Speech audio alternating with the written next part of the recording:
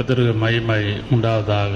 இந்த கால ஆராதனையிலே கர்த்தர் நம்ம எல்லாரையும் கூட்டி சேர்த்ததுக்காக நாம் கர்த்தரை நன்றியோடு ஸ்தோத்திரிக்கிற நாம் கடமைப்பட்டிருக்கிறோம். கொடுத்த பலன் சுகத்துக்காக எல்லாவற்றுக்காகவும் இந்த காலை வேளையிலே கர்த்தருடைய வசனத்தை தியானிக்கலாம். 2 நாளாகமம் 2 Chronicles chapter 26 verses 3 to 21. 2 Chronicles chapter 26 3 to 21. 3 to 21 வாசிக்க வேண்டாம், நான் சொல்லும் போது வாசியுங்கள். இந்த காலை வேளையிலே செய்தியின் தலைப்பு Uzziah, king Uzziah and a family in decline. அதாவது உசியா ராஜா உடைய அந்த மரணம், அவனுடைய நாட்களிலே அவனுடைய குடும்பம் எந்த அளவுக்கு அவைகள் கீழ்நோக்கி வந்ததை நாம் பார்க்கிறோம். அன்பான கர்த்தருடைய பிள்ளைகளே, அவன் ஒரு பெரிய ராஜ வம்சம். அந்த 26ஆம் அதிகாரம் 1வது வசனத்தை வாசிக்கலாம். அப்பொழுது யூதா ஜனங்கள் எல்லாரும் 16 வயதான உசியாவை அழைத்து வந்து அவனை அவன் தகப்பனாகிய அமத்சியாவின் ஸ்தானத்திலே ராஜாவாக்கினார்கள். அவனீங்கள் he was ordained as a king while he was 16 years old.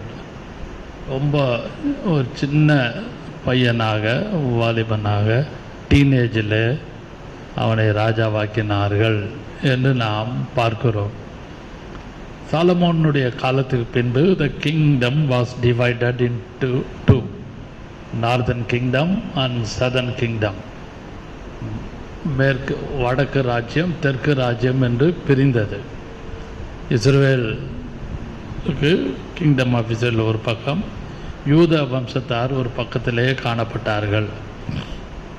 26ஆம் அதிகாரத்திலே பார்ப்போமானால் 2 நாளாகவும் 26ஆம் அதிகாரத்திலே வசனம் சொல்லுகிறது, 16 வயதான உசியாவை அழைத்து வந்து அவனை அவன் தகப்பனாகிய அமித்ஷாவின் ஸ்தானத்திலே ராஜாவாக்கினார்கள். அவனுடைய ராஜ்யபாரம் உண்மையாகவே ஒரு கமெண்டபிள், ஒரு மெச்சிக்கொள்ளக்கூடிய ஒரு ராஜாவாக அவனுடைய நாட்கள் காணப்பட்டது. ஆனாலும் அவனுடைய ஃபேமிலி ஹிஸ்ட்ரியை பார்க்கும் பொழுது ஸ்லோலி இட் வாஸ் டிக்ளைன். அப்படியே கொஞ்சம் கொஞ்சமாக அவனுடைய ராஜ்யபாரம் அல்லது குடும்பம் கீழ்நோக்கி வந்ததையாக்கும். இந்த காலவெளியிலே, இந்த திருவிந்த ஆராதனையிலே அது உங்களுக்கும் பேசுகிற எனக்கும் பிரயோஜனமாக இருக்கும் என்று நான் நம்புகிறேன், விசுவாசிக்கிறேன். 3 காரியத்தை நான் முக்கியப்படுத்துகிறேன் அந்த குடும்பத்தில், உசியா ராஜா குடும்பத்தில். முதலாவதாக, the father who quarreled in church. தகப்பனாகிய உசியா ராஜா சபையிலே அவன் ஒரு தர்க்கத்தையும் ஒரு வேண்டாத விவாதத்தையும் தேவையில்லாத காரியத்தை தகராறு அல்ல சண்டை போட்டான் என்று வசனம் சொல்லுகிறது. 2வதாக குறிப்பை பார்ப்போமானால், the son who stayed away from church. அவனுடைய மகன் சபைக்கு வெளியே தான் காணப்பட்டான். அப்படியானால் சபையுடைய ஆக்டிவிட்டியில் அவனுக்கு எந்த விதமான பங்கும் பாத்திரம் காணப்படவில்லை. 3வதாக பார்ப்போமானால், the grandson who closed the church. இதெல்லாம் இருக்கிறது, ஏதோ நான் ஏதோ காயின் பண்ணிட்டு யோசிச்சுட்டு வந்து பேசலை, இந்த சப்ஜெக்டை படிச்சிங்கன்னா தெரியும். Father who quarreled in the church, son who stayed away from the church, grandson closed the church.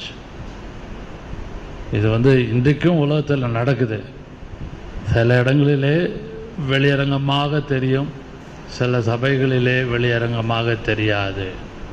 சில இடத்துல அப்படியே பளிச்சுன்னு தெரியும், சில இடங்களில் சைலண்டாக காரியங்கள் நடப்பதை நாம் பார்க்கிறோம். இந்த ஊழியத்திலே இருந்தால்தான் அதை நீங்கள் கண்டுபிடிக்க முடியும். ஆமென்.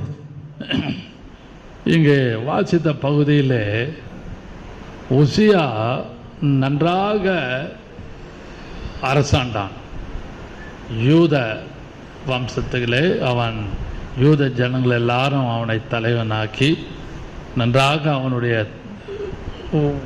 ராஜ்யபாரம் காணப்பட்டது. வாசிக்கலாம் 5ஆம் வசனம். தேவனுடைய தரிசனங்களில் புத்திமானாய் இருந்த சகாரியாவின் நாட்களிலே தேவனை தேட மனதில்லாது இருந்தான். அவன் கர்த்தரை தேடின நாட்களில் தேவன் அவன் காரியங்களை வாய்க்க செய்தார். அவனுடைய காரியங்கள் எல்லாம் கர்த்தர் தேடின கர்த்தரை அவன் தேடின நாட்களில் he was prosper, அதாவது அவனுக்கு எல்லாமே வாய்க்க பண்ணினார். கர்த்தர் எல்லாவற்றையும் அவனுக்கு வாய்க்க பண்ணினார். அது மட்டுமல்லாமல் 6, 7, 8ஆம் வசனம்லாம் வாசித்து பார்த்தீங்கன்னா he was a farmer, அவன் ஒரு விவசாயியாக காணப்பட்டான். வாசிக்கலாம் 10ஆம் வசனம். அவனுக்கும் பள்ளத்தாக்கிலும் சமபூமியிலும் அநேக ஆடு மாடுகளும் மலைகளிலேயும் வயல்வெளியிலேயும் பயிர் குடிகளும் திராட்சை தோட்டக்காரரும் உண்டாயிருந்தபடியினால் அவன் வனாந்தரத்திலே கோபுரங்களை கட்டி அநேக துறவுகளை வெட்டினான். அவன் வெள்ளாண்மை பிரியனாயிருந்தான். அவன் ஒரு farmer. he was a farmer, அவன் ஒரு விவசாயி. although he was a king in Judah, அவன் யூதாவிலே பெரிய ராஜாவாக காணப்பட்டாலும் அவனுடைய டே டு டே ஆக்டிவிட்டி, அவனுடைய காரியங்கள், தனிப்பட்ட காரியங்கள், அவனுடைய டேலண்ட் எல்லாம் பார்த்தீங்கன்னா அவன் நல்ல ஒரு கார்டனர், நல்ல தோட்டக்காரன், நல்ல ஒரு ஃபார்மர், விவசாயியாக காணப்பட்டான். இதெல்லாம் அவனுக்கு கொடுக்கப்பட்ட நல்ல ஒரு தாளந்து. இன்னும் அவனுடைய ராஜ்ய பாரத்தை குறித்து பார்ப்போமானால் 11ஆம் வசனம் வாசிக்கலாம். உசியாவுக்கு யுத்த வீரரின் சேனையும் இருந்தது.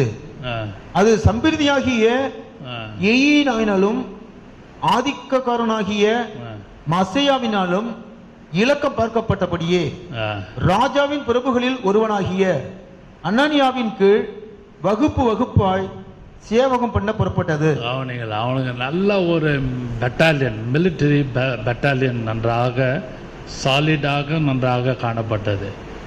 இன்னும் அவனை குறித்து சொல்வேனால் அவனுடைய கீர்த்தி, அவனுடைய பெயர் பிரஸ்தாபம் வெகு தூரம் பரம்பிற்று. வாசிக்கலாம் 15வது வசனம்.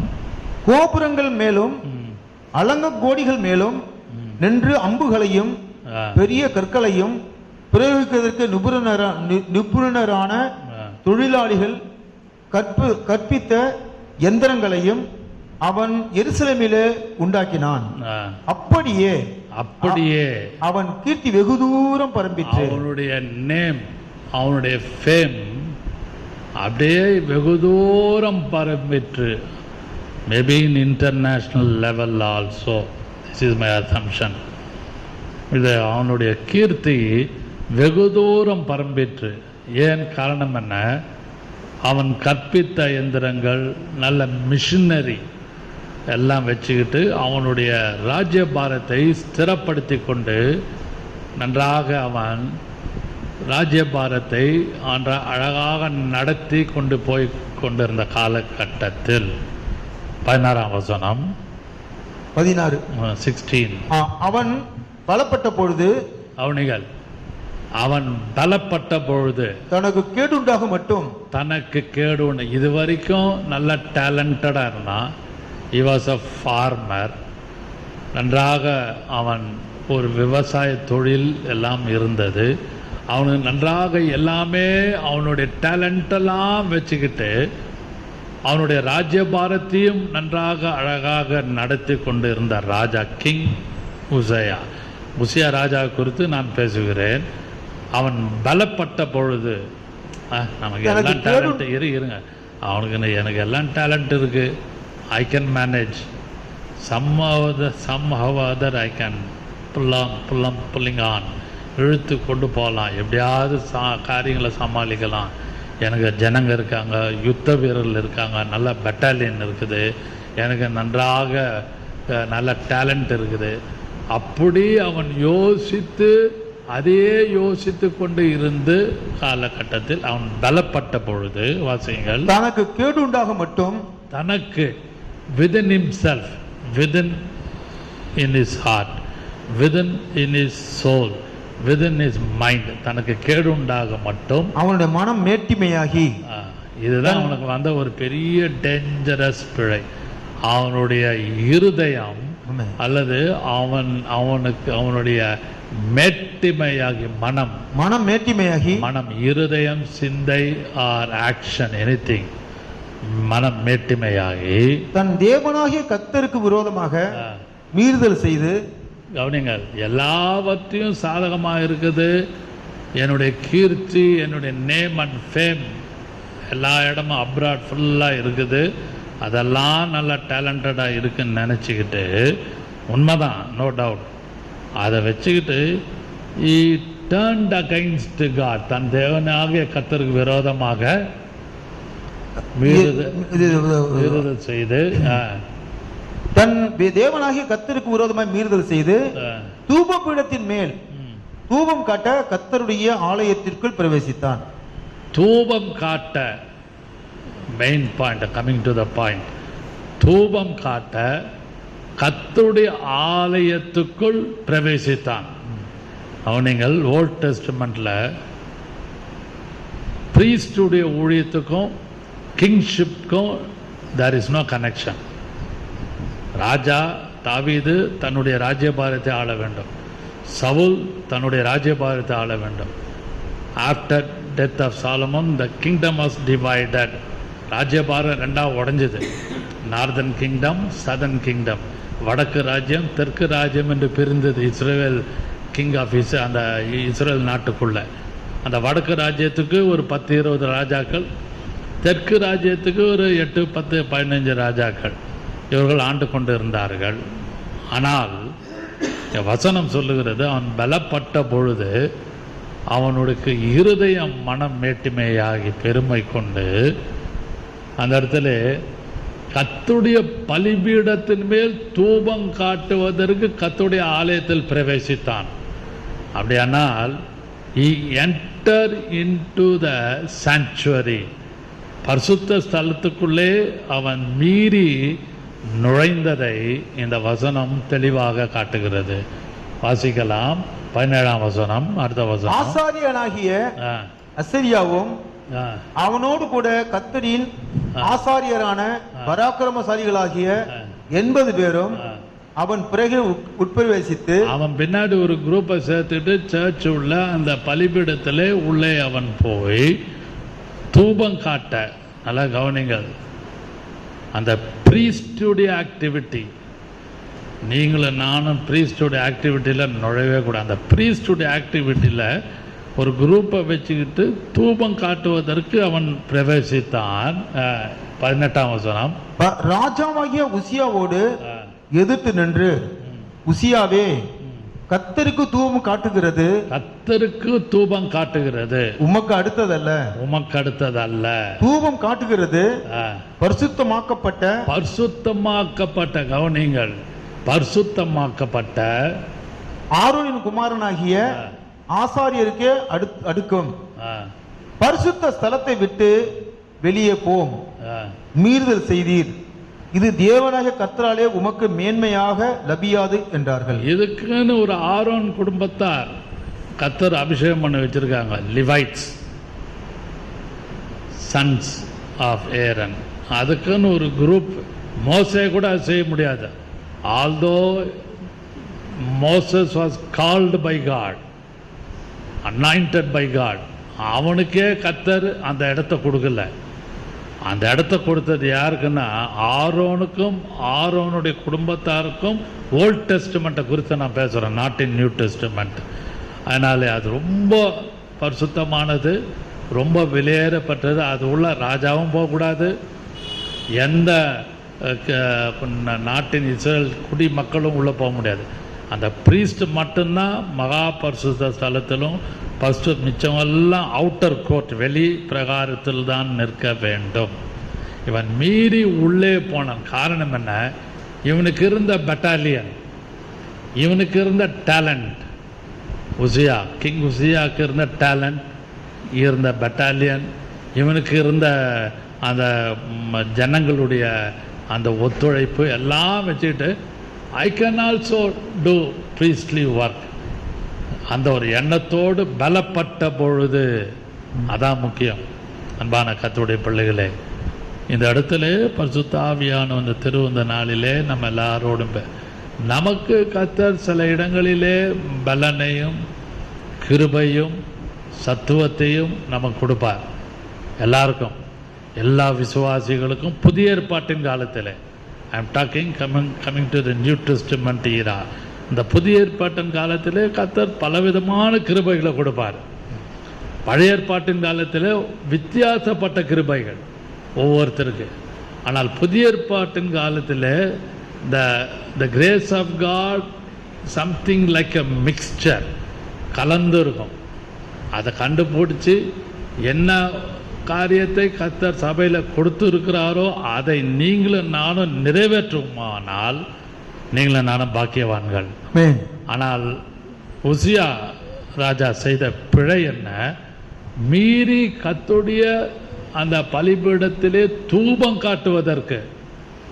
அதனால்தான் நான் சொன்னேன், இக்வாரல்டு இன் த சர்ச், இக்வாரல்டு இன் த டெம்பிள்னு இருக்கும். இங்கிலீஷ் பைபிளில் டெம்பிள்னு இருக்கும். அவன் வந்து பெரிய உமக்கு அடுத்த காரியம் அல்லன்னு அது இவன் சொல்கிறான், ப்ரீஸ்ட் சொல்கிறான். வாசியங்கள் 18ஆம் வசனம் மறுபடியும்.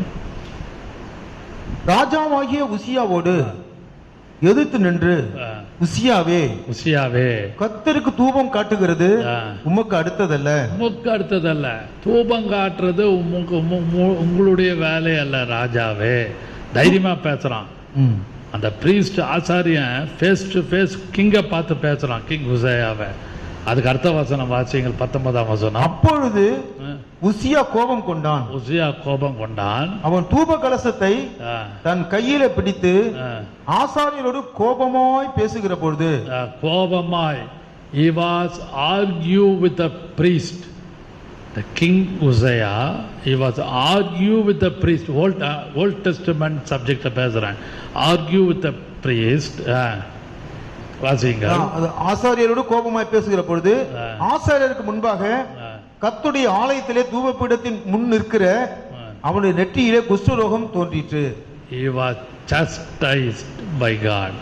கடைசியில் அவனுக்கு அந்த இடத்துல கர்த்தருடைய அந்த பலிபீடத்தின் பக்கத்தில் மீறி கையை வச்சு தூபம் காட்டினபடினாலே he became a leper. அவனுக்கு குஷ்டரோகம் வந்தது. இந்த சப்ஜெக்டை 21ஆம் வசனம் வரைக்கும் நீங்கள் படிச்சிங்கன்னா அவன் சாவர வரைக்கும் அந்த வியாதி போல. அவன் எத்தனையோ மருத்துவர்களை வைத்தியர்களை பார்த்துருக்க வேண்டும், ஆனாலும் அந்த வியாதி அவனை விட்டு நீங்கவில்லை. அதனால்தான் சொன்னேன், he was quarreled in the church. அதாவது விளங்கிக் கொள்ளுங்கள், சப்ஜெக்டை விளங்கிட்டு யோசியுங்கள். அவன் சபைக்கு அடுத்த காரியங்களிலே கர்த்தர் புதிய ஏற்பாட்டின் காலத்திலே ஒருவருக்கு கிருபை கொடுத்துருப்பாரு, பாட்டு பாடுற வரம் கொடுத்துருப்பாரு, ஒருத்தருக்கு பிரசங்கம் பண்ண வரம் கொடுத்துருப்பாரு. I'm talking in new testament era. ஒவ்வொருத்தரும் ஒரு கிருபை கொடுத்துருப்பாரு. மியூசிக் வாசிக்க கிருபை கொடுப்பாரு, சில நல்லா அரேஞ்ச் பண்ணுவாங்க, மேட்டெல்லாம் போட்டால். ஒவ்வொருத்தருக்கும் ஒரு தாளந்து கிருபை. அந்த தாளந்து கிருபைக்குள்ளே இருப்போமானால் கர்த்தர் உங்களையும் என்னையும் இரத்தத்தால் மூடிக்கொள்வாராக. கர்த்தருடைய கரம் நமக்கு விரோதமாக இருக்காது. ஆனால் எல்லாவற்றையும் குழப்பிக்கொண்டு எல்லாம் எனக்கு தெரியும், நான் தான் செய்வேன் என்று உசியா ராஜா செய்தது போல மனம் மேட்டிமையாகி, அதில் உண்மையான பாயிண்ட் என்னவென்றால், his heart was lifted up. அவனுடைய இருதயம் மேட்டிமையாயிற்று. இருதயத்தில் பெருமை இருந்தபடினாலே கர்த்தருடைய கரம் அவனுக்கு விரோதமாக காணப்பட்டு அவனுக்கு ஒரு வியாதி பர்மனண்ட்டாக காணப்பட்டது.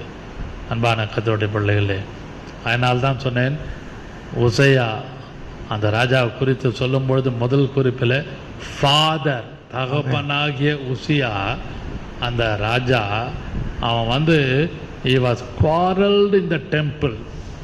அதனால் நீங்களும் நானும் கர்த்தருக்கு அடுத்த காரியத்திலே எல்லா விஷயத்திலும் நாம் மிக மிக ஜாக்கிரதையாக இருப்பதற்கு எனக்கும் உங்களுக்கும் என்னையும் சேர்த்து பேசுகிறேன். அதிலே கர்த்தர் நமக்கு கிருபையும் ஞானத்தையும் கொடுப்பாராக. ஆமென். இரண்டாவதாக 2 Chronicles chapter 27:1 வாசிக்கலாம். 2 நாளாகும் 27:1. 27:1. யோதாம் ராஜாவாகிற போது 25 வயதாயிருந்து 16 வருஷம் எருசலேமிலே அரசாண்டான். சாதோக்கின் குமாரத்தியாகிய அவன் தாயின் பேர் எருசால். அடுத்த வசனம், அவன் தன் தகப்பனாகிய உசியா செய்தபடியெல்லாம் கவனிங்கள், அப்பா செஞ்ச மாதிரியே புள்ள. லைக் பீப்புள் லைக் பிரீஸ்ட்னு வாங்க இங்கிலீஷ்ல. அப்பா என்ன பிழை செஞ்சாரோ அதே தான் பையன் செய்யறான், மகன். வாசிங்கள் 2ஆம் வசனம். அவன் தகப்பனாகிய உசியா செய்தபடியெல்லாம். உசியா அவனுடைய அப்பா என்னென்ன தப்பு பண்ணாரோ அதன்படி செய்தபடியெல்லாம் கர்த்தரின் பார்வைக்கு செம்மையானதை செய்தான்.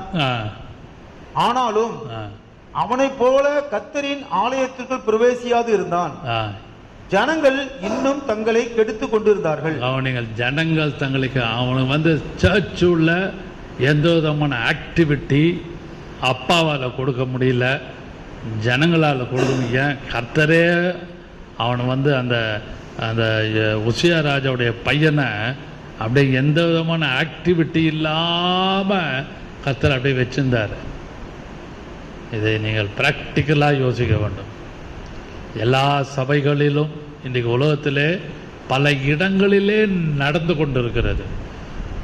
நான் என்னுடைய அனுபவத்திலே ஊழியத்திலே ஏறக்குறைய 48-49 வருஷத்தில் I have seen not only in ACA headquarters, நிறைய இடங்களிலே இப்படிப்பட்ட காரியங்கள் நடந்து கொண்டிருக்கிறது. சில இடத்துல பளிச்சுன்னு வெளிச்சமாக தெரியும், சில இடத்துல உள்ள அழுத்தி அமைதலாக காணப்படும். அது ஸ்மெல் பண்ணுறது ரொம்ப கஷ்டம். குறிப்புக்கு வருகிறேன். இந்த இடத்துல he stayed away, the son who stayed away from church. அந்த 2ஆம் வசனமும் 3ஆம் வசனம் ரொம்ப முக்கியம். அந்த முதல் 2 வசனத்தில் அவங்க அப்பா என்ன பண்ணாரோ பையனுக்கு அப்படியே தொடர்ந்து வந்தது. அவன் சபை உள்ள எந்த விதமான ஆக்டிவிட்டிக்குள்ளே போகலை. அதனாலே நீங்களும் நானும் கர்த்தருடைய காரியத்தை, not only I am talking to the church affairs, கர்த்தருடைய காரியத்திலே எதையெல்லாம் கர்த்தர் என்ன சொல்லுகிறாரோ அதன்படி நானும் நீங்களும் கேட்டு நடந்தால் கர்த்தருடைய சிற்றையிலிருந்து ஓரளவு காப்பாற்றப்படுவோம். இதை நான் அனுபவத்தோடு பேசுகிறேன். எனக்கு எல்லாம் ஓரளவு நான் கற்றுக்கொண்டேன் ஊழியத்தின் பாதையில். எது செய்ய வேண்டும், எது செய்யக்கூடாதுன்னு ஓரளவு கற்றுக்கொண்டபடினாலே ஓரளவு கர்த்தர் என்னை பாதுகாத்து கொண்டு வருகிறார் என்று என்னுடைய மனசாட்சிக்கு நன்றாக தெரியும். கடைசியாக குறிப்பை சொல்லுவேனானால் வாசிக்கலாம். 2 நாளாகும் 2 Chronicles chapter 27:9. 9ஆம் வசனம் வாசியுங்கள். யோதாம் தன் பிதாக்களோடு நித்திரை அடைந்த பின்பு அவனை தாவீதின் நகரத்திலே அடக்கம் பண்ணினார்கள். அவன் குமாரனாகிய ஆகாஸ் அவன் ஸ்தானத்திலே ராஜாவானான். 28:1 வாசியுங்கள். 28:1. ஆகாஸ் ராஜாவாகிற பொழுது ஆகாஸ் ராஜாவாகிற பொழுது 20 வயதாயிருந்து 16 வருஷம் எருசலேமின் மேலே அரசாண்டான். ஆனாலும் அவன் தன் தகப்பனாகிய தாவீதை போல் கர்த்தரின் பார்வைக்கு செம்மையானதை செய்யாமல். தாவீது செஞ்சது போல யாருமே செய்யல. they didn't follow. At least David spiritual activity. யாருமே தாவீதை போல பின்பற்றி வரல. 24ஆம் வசனம் வாசிங்கள். ரெண்டாம் வசனம் வாசிங்கள். இஸ்ரவேல் இஸ்ரவேலின் ராஜாக்களின் வழிகளில் நடந்து பாகால்களுக்கு வார்ப்பு விக்கிரகங்களை செய்தான். மோல்டன் ஸ்டாச்சு, வார்ப்பிக்கப்பட்ட விக்கிரகங்களை உண்டாக்கினான். முக்கியமான குறிப்புக்கு வருகிறது. 24வது வசனம் வாசியுங்கள். ஆகாஸ் தேவனுடைய ஆலயத்தில் பனிமூட்டுகளை சேர்த்து, கவனிங்கள், ஆகாஸ் தேவனுடைய ஆலயத்தின் பனிமூட்டுகளை சேர்த்து எல்லாம் தனித்தனியா பிரிச்சுட்டான். கதவு தனியா, ஒவ்வொரு remove all bolt and nuts எல்லாத்தையும் அக்கு வேற ஆணி வேற எடுத்துட்டான். பிச்சு எடுத்துட்டு தனித்தனியாக எடுத்து சேர்த்து தேவனுடைய ஆலயத்தின் பனிமூட்டுகளை துண்டு துண்டாக்கி, கட் இன்டு பீசஸ், ஆலயத்தை துண்டு, கதவுகளை எல்லாம் துண்டு துண்டாக்கி கர்த்தருடைய ஆலயத்தின் கதவுகளை பூட்டி போட்டு he closed the church. கவனிங்கள், father quarreled in the church, son எருசலேமின் son who stayed away from the church, grandson, கவனிங்கள், grandson closed the church. இஸ்ரவேலிலே வாசிக்கலாம். அந்த வசனத்திலே பூட்டு போட்டு எருசலேமின் மூலைக்கு மூலை பலிபீடங்களை உண்டு பண்ணி அவன் இஷ்டத்துக்கு ஆண்டான்.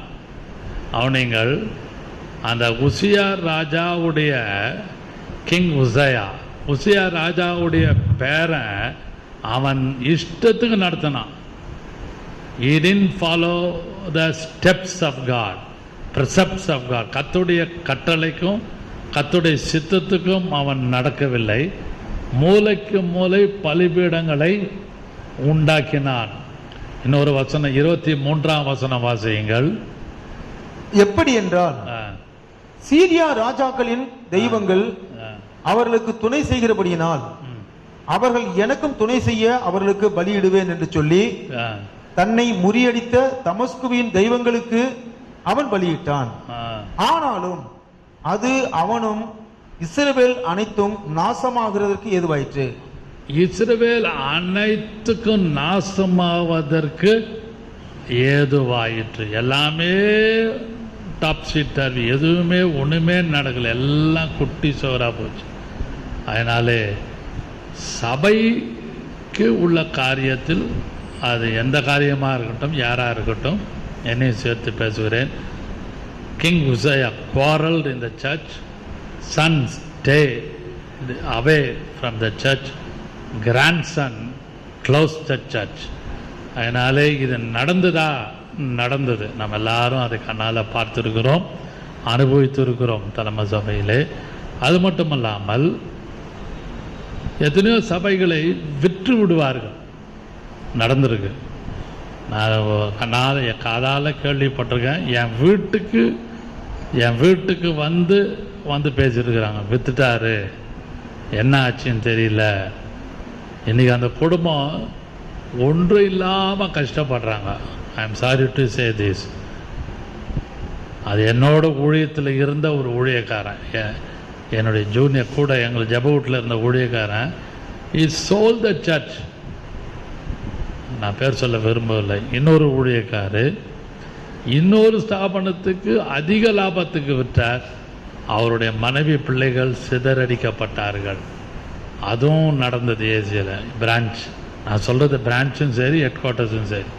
அதனாலே ஊழிய விஷயத்திலே கர்த்தர் நம்ம எல்லாருக்கும் வேண்டிய ஞானத்தையும் கிருபையும் கொடுப்பார். அதனாலே நன்றாக விளங்கிக் கொள்ளுங்கள். எந்த சபையிலே நீங்கள் போய்கொண்டு பங்கெடுத்து கொண்டு இருந்தாலும் கர்த்தர் என்ன சொல்லுகிறாரோ அதை செய்வோமானால் நீங்களும் நானும் பாக்கியவான்கள். அதுக்கு வேண்டி கிருபையை கர்த்தர்கிட்ட கேட்கணும். எனக்கு எல்லாம் தெரியும், எல்லாம் செய்வேன், எல்லாம் என்னால் முடியும்னு சொல்லி நாம் செய்வோமானால் கர்த்தரிடத்திலிருந்து நீங்களும் நான் சிக்ஷை பெறாமல் இருக்க கர்த்தர் கிருபை செய்ய வேண்டும். அதனால் ஒவ்வொரு நாளும் கர்த்தாவே, இந்த உசியா ராஜாவுடைய மனம் மேட்டிமையாகி அவன் ஆலயத்துக்குள்ளே பிரவேசித்து தூபத்தை கர்த்தருடைய சந்நிதியிலே தூபம் காட்டுவதற்கு துணிகரம் கொண்டான். இருதயம் துணிகரம் கொண்டது. அது கர்த்தருக்கு பிரியம் அல்ல. ஆசாரனுடைய வேலை, ஆசாரியனுடைய வேலை அது பழைய ஏற்பாட்டின் காலத்தில். புதிய ஏற்பாட்டின் காலத்தில் கர்த்தர் பலவிதமான கிருபைகளை வச்சிருக்கிறார். விசுவாசிகளும் ஊழியக்காரர்களும் சேர்ந்து ஊழியம் செய்யலாம். சபை உள்ள பாட்டு பாடலாம், ஒர்ஷிப் எடுக்கலாம், மியூசிக் போடலாம். அந்த மல்ட்டியாக இருக்கும், மல்ட்டியாக எல்லாம் கலந்து இருக்கும், மல்டிப்ளை எல்லாம் பெருக்கலாக கர்த்தர் வச்சிருந்தார். பழைய ஏற்பாட்டின் காலத்தில் செக்ரிகேட் பண்ணி தனித்தனியாக இருந்தது. புதிய ஏற்பாட்டின் காலத்தில் முழுமையாக ஒரே இடத்துல கர்த்தர் எல்லாரையும் வைத்து ஆசீர்வதிக்கிறார். அதனாலே எதில் நமக்கு பங்கெடுக்க வேண்டுமோ பங்கெடுத்து, எப்படியெல்லாம் சபைக்கு அனுகூலமாக இருக்க வேண்டுமோ கர்த்தர் கிருபை கொடுத்து உங்களையும் என்னையும் எந்த விதமான மனமேட்டிமை இல்லாமல், சபைக்கு அடுத்த காரியங்களிலே துணிகரம் கொள்ளாமல், நமக்கு வேண்டிய தாழ்மையும் அமைதியும் பொறுப்பையும் கொடுத்து அன்பையும் கொடுத்து எல்லாரோடும் மிகுந்த சமாதானத்தோடு இருந்து ஊழியத்தை நிறைவேற்ற விசுவாசிகளாகிய உங்கள் அனைவருக்கும், இதை கண்டு கேட்டு பார்த்து கொண்டுகிற அனைவருக்கும் எனக்கும் இது ஒரு பாடமாக இருக்கும். ஏனென்றால் எல்லாவற்றிலும் தேவன் நமக்கு கிருபையும் சத்துவத்தை கொடுத்து இரத்தத்தாலும் மூடி நம்மை பாதுகாப்பாராக. நாம் ஜெபம் பண்ணுவோம். ஹல்லேலூயா. Draw me nearer, nearer, blessed Lord, to the cross where thou art died. Draw me nearer, blessed Lord, to thy precious bleeding side.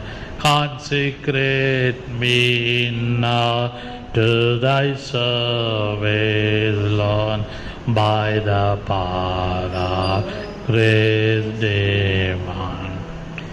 Let my soul look up with a steadfast hope, and my soul be lost in thee.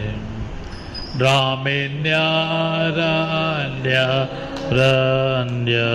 blessed Lord, to the cross where thou art died. Draw me nearer, blessed Lord, to thy precious bleeding side. நம்ம எல்லாரும் கர்த்தாவே என்னை நான் consecrate me Lord, நான் என்னையே ஒப்பு கொடுக்கிறேன், என்னையே பிரதிஷ்டை பண்ணுகிறேன். உம்முடைய சபைக்கு அடுத்த காரியத்திலே என்னை ஒப்பு கொடுக்கிறேன். எதெல்லாம் எப்படி என்னை பயன்படுத்த வேண்டுமோ பயன்படுத்தும்.